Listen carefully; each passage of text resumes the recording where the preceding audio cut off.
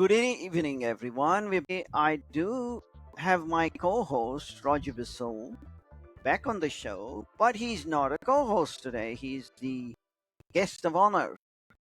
So, Roger, musician, philosopher, and editor, welcome back. Thanks, Vinay. Good to be here. Lovely. Now, you have a new book out there, Things That They Didn't Teach Me in Music School. Is that right? That's right. And the subtitle of the book is Practical Pointers for Making Music and Living Life. So it's intended to be kind of a self-help book or a practical. It's intended to be practical. Oh, lovely. Now, what prompted you to write that book? How long did it take? Well, in one sense, it took me all of my adult life because I've been gathering material for it over a fairly long career as a professional musician. I would say that probably about the year 2000, 2005, I was still working in California at Disneyland. And I talked to more and more musicians, younger ones, as I got older. The ones I worked with tended to become younger. And they kept running across various problems that I had already encountered in my career, and a lot of which I had some good advice or I discovered through trial and error how to deal with them. And so I thought, there should be something out there for us to help us fill in some of the gaps that aren't supplied at university and in music school. And so that was what motivated the book. And it took me quite a few years to put it together. And then along came COVID as I was about to publish it in 2020. And so that kind of disrupted various things. And finally, I got it out just in December. Congratulations. I think Now, is this the kind of book that a general reader who, like me, only listens to music but isn't a musician, would that be useful for that kind of a reader? the book is in three parts, and the first part is more technical for musicians in particular. I think the rest of the book might be quite interesting. Um, there are issues that come up that affect not just musicians, but for instance, if somebody has stage fright or jitters or whatever before they have to do a presentation, like at work, there are techniques that I discuss for dealing with uh, performance anxiety is another word for it, and also in general there are the whole middle part of the book deals with various brain skills that we all have, and each most people have a strong suit and some of the other brain skills they maybe don't develop as well. But the idea that I advocate is to know what they all are and to make sure that you don't have an Achilles heel. Make sure that you develop yourself in a more well-rounded way, um, and and so I think both the middle part and the last part, which amounts to 7 out of the 10 chapters, I think would be accessible and interesting to a general reader. Lovely. Now, when I was glancing through that, I noticed you had about 2 dozen quite famous people and musicians, about a dozen of those I know Yeah. of rather. A couple of them. One is my country music favorite, Kenny Rogers, and my wife's favorite is Dolly Parton. And I saw both those names, and I saw Tom Jones and James Dean and Henry Mancini, Johnny Cash. So you worked with a lot of big celebrities. What was it like, and did any one of them or two of them leave a memorable imprint for you? Well, the circumstances of working with these people were very different. Sometimes I'd be playing in the band uh, for an act to be at the state fair. Like, for instance, Tom Jones. He was one time, I believe, at the Nebraska State Fair, and I was playing. to back him up. Or who was the fella, Dean Martin? I played for him also. Other people, I'll just go straight to Dolly Parton because I know your wife would like to know about that. Back in the early 1980s, Dolly Parton and I think who was the fella? Yeah, well, his name will come to me. They were in a movie called The Best Little Whorehouse in Texas, and we were recording here in Nashville some music for the soundtrack. And there she was in the control room, and there I was out there in the studio among all the other musicians playing. And I thought, when everybody else goes on break to go get coffee or whatever, I'm going to walk into the control room and introduce myself. And so I did. And I said, I was trying to be very respectful. I says, well, hello there, Miss Parton. I'd like to meet you. And she says, well, I'm Dolly. And I says, yes. And my name is Roger, and I'm one of the trombone players. And it's really nice to meet you. And I just wanted to tell you I really enjoy your work. And she says, well, thank you. And that was really it. I wouldn't say it made a huge impression on me, but it was very tingly and fun. Okay. I would say that was a good experience. It was just lighthearted, nothing much to it. The other experience I want to tell you about, there's a guy who has become rather more famous in later years his name is Lee Greenwood. And he wrote a song called I'm Proud to Be an American. And I think Donald Trump has used that for some of his rallies. And it's almost like the national anthem. It's so well known and well played. And I was on a concert here in Nashville about 8 years ago. And he and I both had some time off stage where we weren't needed on stage. And so I got to talk one-on-one with him for 20, 30 minutes. And I found out that he started his career long before he hit it rich as a songwriter and singer. He played saxophone and sang in a band that toured around the Holiday Inn circuit. and this, I'm sure when musicians start out, they all think, oh, if only I could become famous. Well, actually he did. And it was amazing to talk to somebody who had started in a very humble way, and he just shot right up the ladder, that was inspirational, I would say, in addition to just being, he was a great guy to talk to. Splendid. And when was the Dolly Parton incident? What year or thereabouts? If I can be forgiven a little bit of approximation here, about 1982 or 3, that was when that movie came out. So we're talking about over 40 years ago. So it left an impression since you remember it well, obviously. Oh, yeah. Now, you've been a professional musician for over 50 years, is that right? Yeah. In fact, I started playing for money when I was a freshman in high school. I was 14 years old, so that was 62 years ago.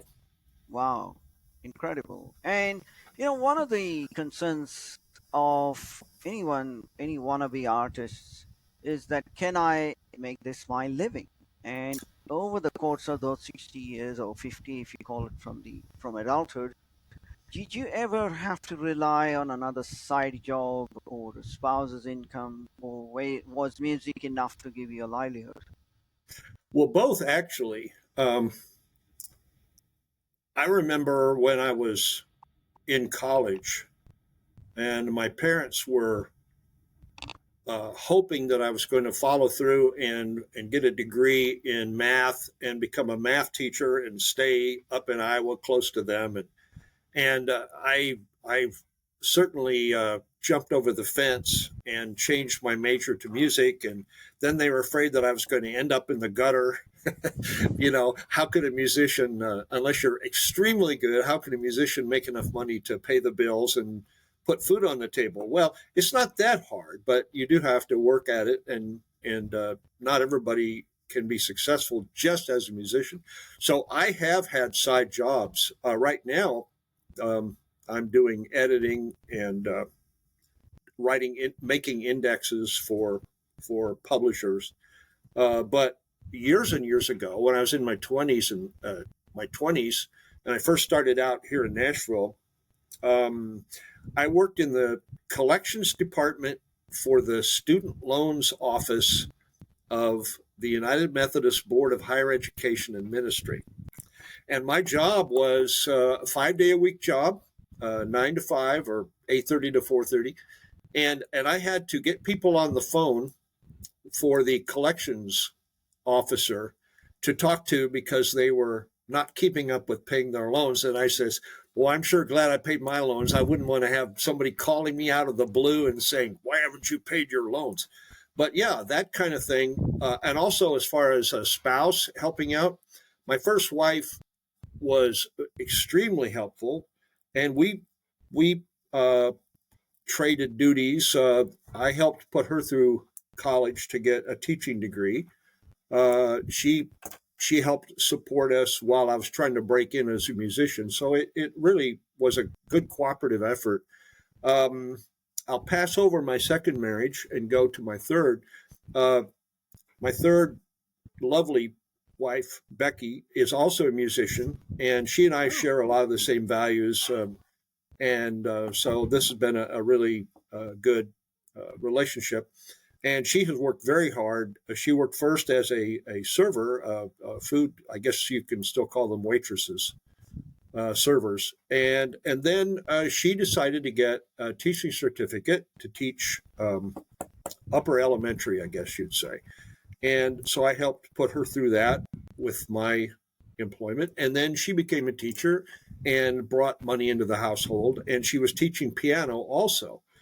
So I just have to say, if you have a partner that you can pool your efforts, it takes an awful lot of the stress out. It doesn't mean it's going to be a walk in the park necessarily, but if you have cooperation and partnership, that's a really good thing. That's great because in the book you do talk about musicians becoming employable or self-employed. I'm sure a lot of 18-year-olds or 16-year-olds have stars in their eyes and they want to end up as Ed Sheeran or Taylor Swift or Beyonce or someone like that. But there's a Yeah. whole lot of other jobs, aren't they? From cruise ships to teaching at school, Yeah. private tutoring, and all that sort of thing. So, how does that all relate to becoming employable or even slightly better, I'd say, self employed and making a living? Some people have such a brilliant talent and the opportunities hit just right that they can, like if they're a really good singer and they can also play guitar and piano and drums and so on, but they have this one really strong talent, everything else is off to the side and they can do that. Or like my father used to say, don't put all your eggs in one basket. If you diversify, like he would plant several different crops and he also had livestock. And so if something goes wrong with one of or the opportunities aren't there for one of the areas that you're doing, you have other sources, like they call it now, multiple income streams.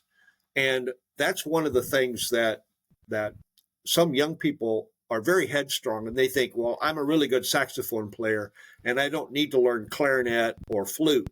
And some people have really hampered their careers by not diversifying.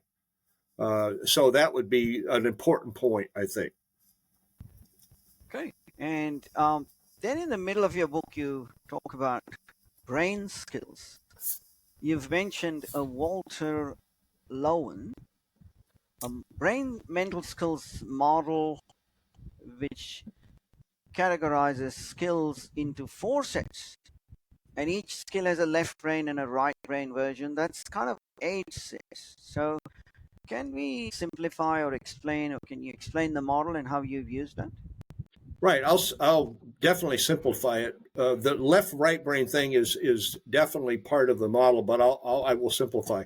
Walter Lowen was into systems theory, but he also liked studying developmental psychology and how human beings start out basically moving their large motor skills, their limbs, and then gradually they learn to manipulate things with their fingers. Then they learn to speak and then they and learn words and concepts, and then eventually they learn to think. And so those are large motor, small motor, verbal, and intellectual. That's the labels that Lowen uses. And those ideas are, if you understand them, you can, some people have applied them to sports. And you can understand that, like some sports people are very precise in what they can do. Others are very expressive, like a figure skaters. Some of them can really stick a landing, but others are just graceful and flowing, and you don't really look for the quadruple somersaults, but they just look like they're a fairy princess or a ballerina, you know. So these different skills are used in sports. They're used in music. You can even build them into if you're a composer, or if you're a writer for a fiction writer. You're going to show large motions. You're going to, somebody's like working at their desk, and they're thinking, but they're also making diagrams and things. So there's hand-eye coordination. So this part of the book is mainly trying to get musicians to realize that you have all these different possible skill sets, and you may be really good at one or two of them, but you should learn about them and put some more effort into making yourself as rounded as you can, and accept that these are all part of you. Excellent. Well, I would say my workmanship skills are poor, but I don't need to use them in writing fiction. But I do play a bit of sport, and as you said, gross motor skills, fine motor skills. You kind of need them both. You move around, or you have sort of a little deft touch on something. Um, I think that as a novelist, say you might be writing a book about the circus, and oh, I might. there's a trapeze act, and if you in your writing can convey the feel, the feel and the sensation of the physical movement and strength and agility that's needed for that. That is something that can really turn the readers on. Some writers are very good at describing nature or physical motion, like an airplane or a train's motion might be. So all of these things can draw on these skill sets, and not just being intellectual and I've got ideas, or eloquent speech, expressive, persuasive, eloquent speech, which is also very important. Yeah, the articulation. I mean, I can't, pilot a plane, but you can sort of describe how it feels to be in a plane. I can't describe a trapeze, but I kind of research that as to I think you what can kind of observe. You can probably observe. and observe, and Yeah. observation is Yeah. critical, and Yeah. research. So you had a very long career, and would your career trajectory, you think, would it have been different if you knew all this then that you know now? Some of the ideas in the book, I think that I got good enough guidance when I was in grade school, elementary, and also high school, that I sort of was encouraged to be well rounded without really having the philosophy explained to me. It was just, I want you to learn how to do this. And so even though I was a nerdy kid who loved math and science fiction, I also very early on learned lots and lots and lots of songs, and I learned how to play them expressively and not just note perfectly with good technique, but also in an expressive, emotionally expressive way. And you don't expect, I wouldn't expect a nerdy, more intellectually leaning person to be good at that unless they had some good modeling. And this is why modeling and observation is so important, because if you can mentor somebody, or your teacher can say, okay, now I want you to notice what this person is doing. Okay. Did you hear what he did to that phrase when he spoke?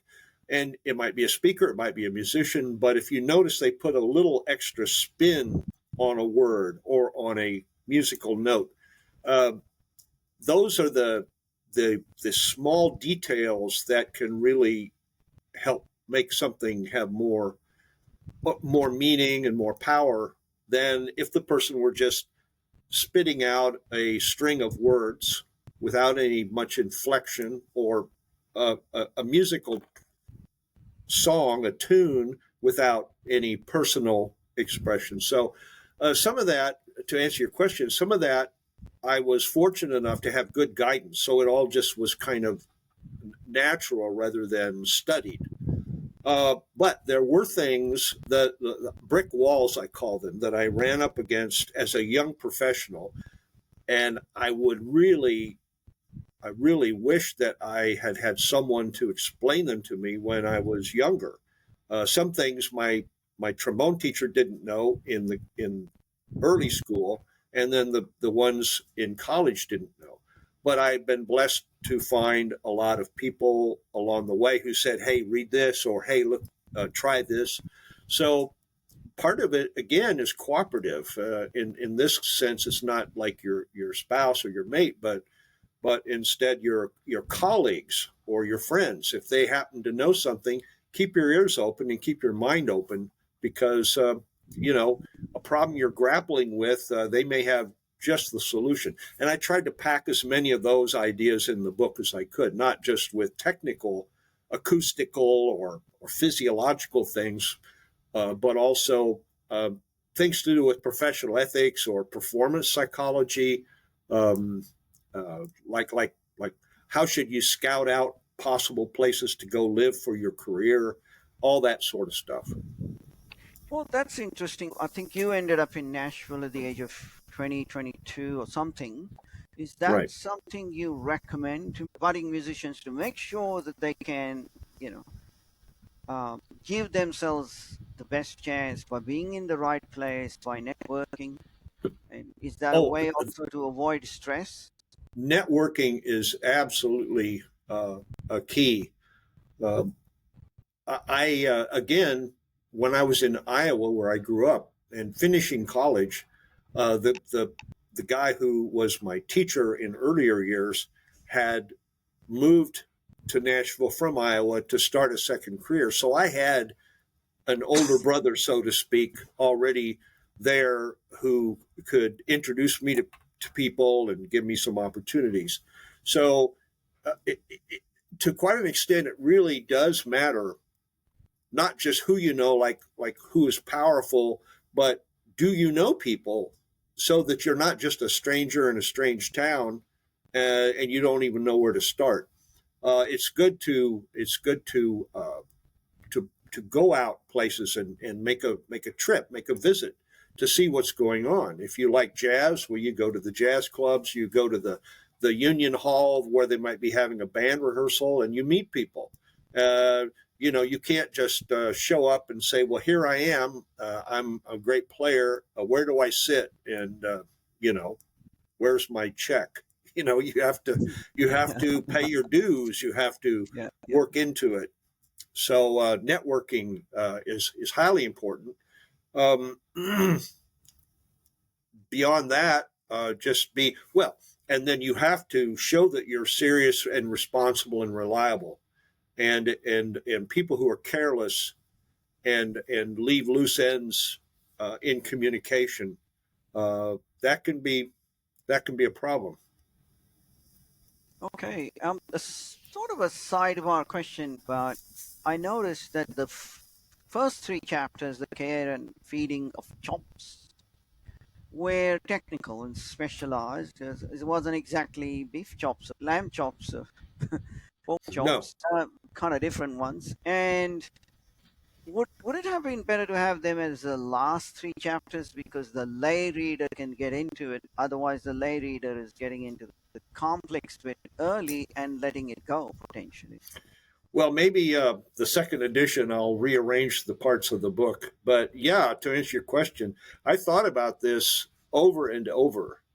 Um, I thought about combining the first two parts together, but then that would have made the first part really overly long. So, but yeah, if somebody started reading from the front and they would get in the middle of chapter 1 or 2 and say, I'm bored. So, and they wouldn't have gotten to what I consider to be the really interesting philosophical and psychological stuff. And I was out walking today, matter of coincidence, with Becky, my wife, and I got to thinking, when you ask me these questions, and you might say, well, is there an overall theme other than just wanting to help people with your accumulated tips and wisdom and so on? And I thought, well, yes, there is. Uh, and the second part where it's talking about brain skills, and the third part where it's talking about like performance psychology, those both have to do with understanding yourself and understanding your situation and accepting it, and working toward mastery, and staying focused in the present moment. And I thought, there's some Zen philosophy there, which showed up in Tim Gallwey's the art the inner game of tennis. And there's some Jungian stuff or Nathaniel Branden stuff. He wrote a book called The Disowned Self. And if you have part of yourself that you're alienated from, or trying to say, well, that part of myself is not as important, the idea is to not do that, to accept all of yourself, to be a well-rounded, well-connected, internally, mentally, psychologically connected person, so that you have all of your resources available. So that your subconscious is there to help you when you need to be creative, or when you need to think outside the box, come up with new solutions. Sometimes the imagery that helps prompt a good idea is down there. And if you're stuffing down the other part of yourself and just letting your top conscious part run everything, then you're not gonna have as much success in solving your problems. So I got to thinking, this calls for a whole new book. And so if I do write it, I'll just leave out the first three chapters, and I'll talk about those philosophical and psychological things, and make it something for a general readership. Yeah, that would be excellent. Speaking of general readership, we have people, I guess, the baby boomers and the young people, and things are changing fast. I'm, I mean, I'm not worried so much about myself, because perhaps AI could write novels, but can AI compose music? Oh yeah, definitely. It can compose music just as well or easily as it can compose essays. You the programmer uh, teaches it the canons of form and structure, and inference, like if this is true, then this is true, and it can do compare and contrast and so on. And for composing music, there's one fellow's website that he usually talks about nutrition issues and political issues, but he's gotten into AI, and he's invested quite a bit of his fortune in setting up a database for health and nutrition. And also, he's used it to compose music. He kind of writes. He writes. They're not exactly a spoof, but he likes to write edgy, sort of freedom-oriented songs where he criticizes the government or so on. And he thought, what if I use AI? If I tell it what the lyrics I want, and then I want it to be for a male singer, and then use this voice that's in the voice recognition database, and then say, okay, make a song about this, and then it does it.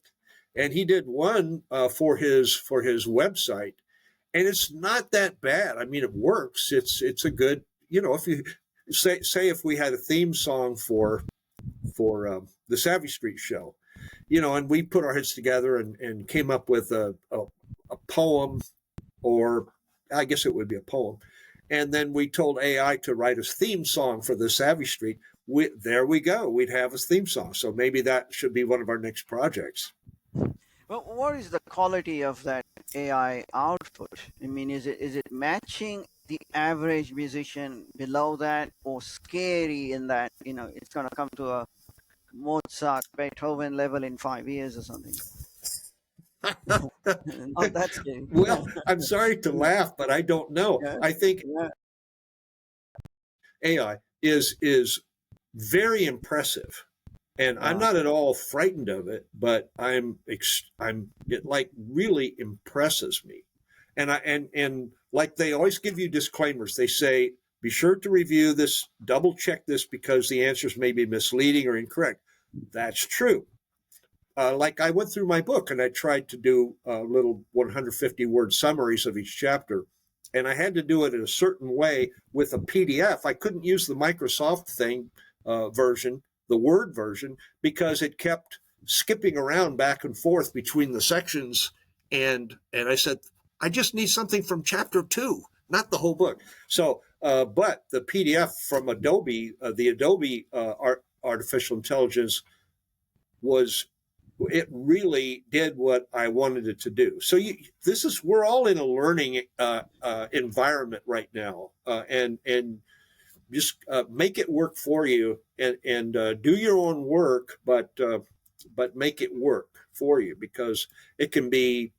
I remember when they came out with the computer, and I was a good typist. I loved the typewriter. I liked correction tape and correction fluid. And I said, but wouldn't it be neat if we had a smart typewriter that would automatically undo the mistakes, and then you could redo it? Well, along comes the computer software.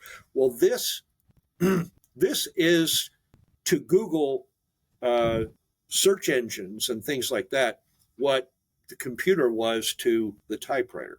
It's just a huge leap forward, and like every tool, it can be used for good or evil. It can be used for mediocrity or excellence, and so I wouldn't worry about the misuses of it. Just go ahead and explore. Okay, which kind of brings me to the last question of the day. We have learned lessons in our professions from 1960s, 70, 80, whatever, depending on your age, till now. And some of those lessons have become very old and may not be that relevant, because the world's not just AI, but even before AI, the world of different professions have been changing quite fast. Would someone in their 20s say, oh, well, I don't want to know what these old geezer thinks about the world? That was a different world. Well, in regard to the technical things, I think that gradually the schools of music have gotten better. Like they have studio engineering classes now that they didn't have 30, 40, 50 years ago. And because people more and more have home studios they can run with their own computer and their own speakers and so on, now people can learn themselves, or they can learn at college and so on. So that's not so much an issue. But the issues like psychology and like ethics, the philosophical and psychological issues, those are things that are much more on the human experience and human life level. And people haven't changed. People are not more sophisticated now than they were 50 years ago. People are still Some people are arrogant. Some people don't know how to handle boredom or anxiety. Um, some people neglect the idea of being diversified and well rounded because they think that this one really good skill they have should be enough to get them through life. And people have to learn these lessons one way or another. And this is one way to learn. There's a rule of thumb, it's a rule of three. And I've heard more than one person say, somebody tried to tell me that years ago, and another person tried to tell me, and now I'm hearing it for the third time, and I finally get it. And sometimes people learn it immediately, and sometimes they have to be beat over the head with it. And so maybe I'm one of those people that they'll read it, and I'll be the third person, or I'll be the second or the first person that they've seen it. But it'll be just part of the pipeline for a person going through life to say, you know, that makes sense, or that guy Roger made sense. So not everybody's going to immediately respond, or some people would say, yeah, I wish I had known that way back then, and maybe it's too late now. But the young people are headstrong, and they're not as likely to listen to older people because they think older people are just old fogies. And you know, we wouldn't have made it as far as we did without picking up some knowledge and some wisdom, and it might be helpful if you'd open your ears.